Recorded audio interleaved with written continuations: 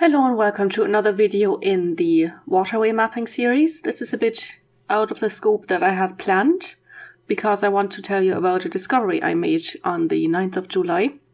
I had started mapping the waterways and I had spoken to a friend or messaged with a friend who has a boat, and I had asked her what else I could map that would be useful for people actually using boats, because I'm not a user of boats, so I wouldn't really know. And she said it would be good to have obstacles mapped, like rocks in the River Barrow, especially. That's usually where she goes with her boat. And I'll link her Instagram account in the video description because it's interesting. And so I said, okay, I'll just go the whole Barrow from where it meets the Nore up to wherever and see if I can find any of the rocks, because I mentioned that in another video, we have the good Bing imagery for most of it now. The very recent Bing imagery, which is very clear. So I started here. It's just north of, or upstream, as you would say on a boat, of New Ross, and came here, and I'll open up the ID editor so you can see it for yourself. And I zoomed in, and of course now it is mapped, but before it wasn't. And I saw this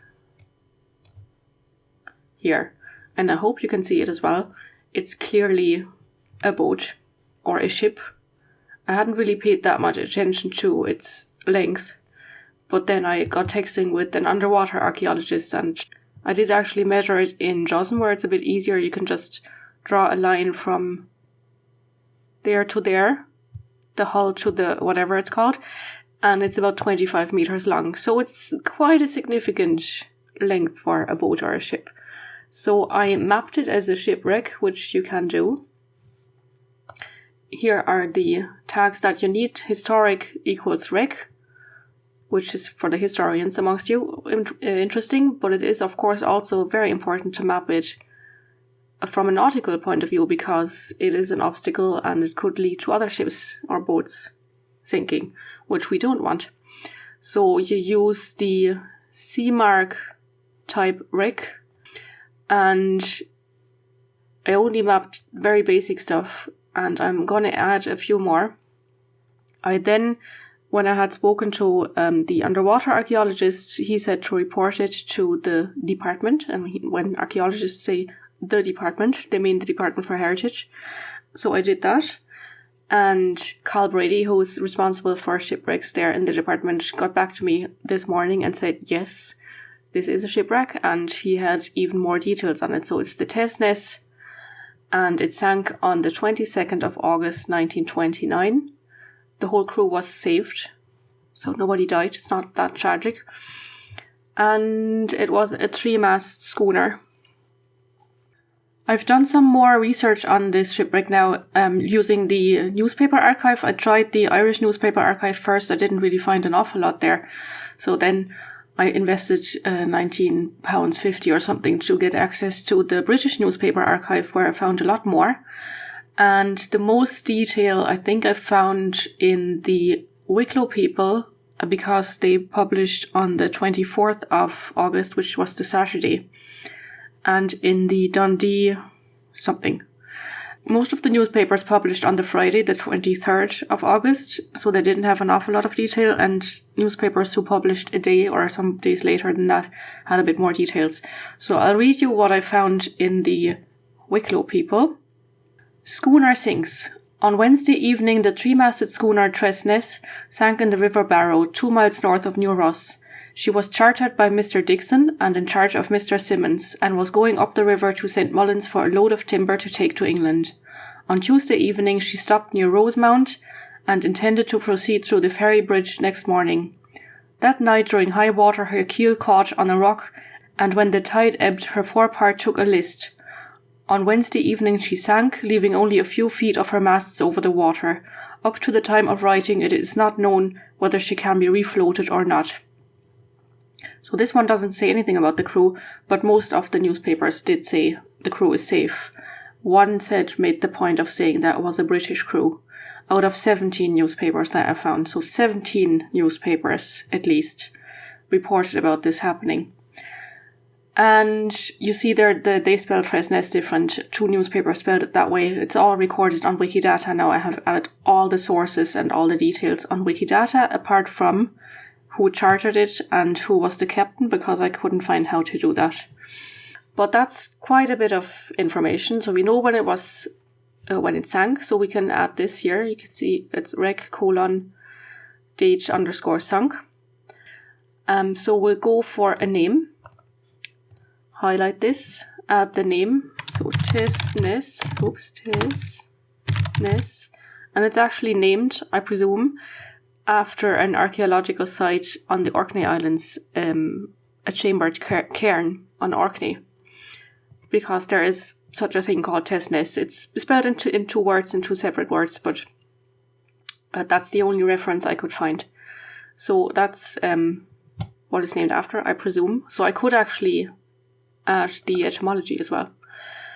The date sunk, as I said, is the 22nd of August 1929. So 1929, 0822. And it is visible at low tide, otherwise we wouldn't see it in this imagery. But I don't know if it is visible. Oh, sorry. Yes, of course. Oops. And it's probably not visible at high tide, otherwise it would have been reported earlier.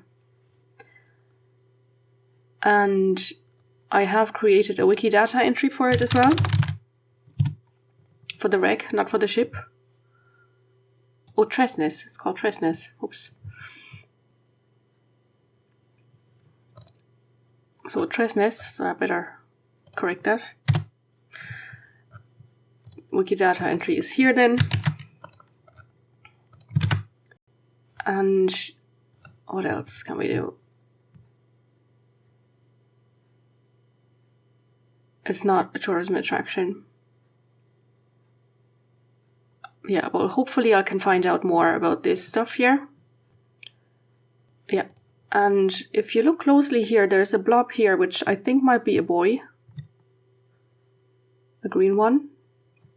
And I've written to Waterways Ireland as well to ask them whether they knew about this and, or if they didn't, what they're going to do to record it and stuff like that. Because they might want to put a red buoy here to avoid people going too close to it. So that's it mapped there, and it was already showing.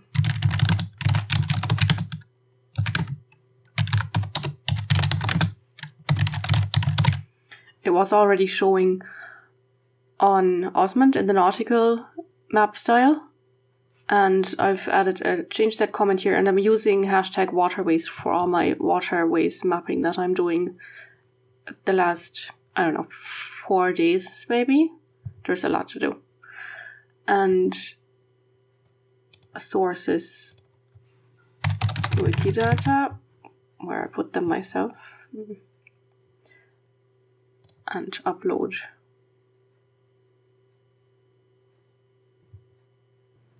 It doesn't seem to show on the regular map style because, it's mostly for navigation and for street navigation, so you don't need any details on shipwrecks. But it does show on Osmond, and I'll show you a screenshot of that.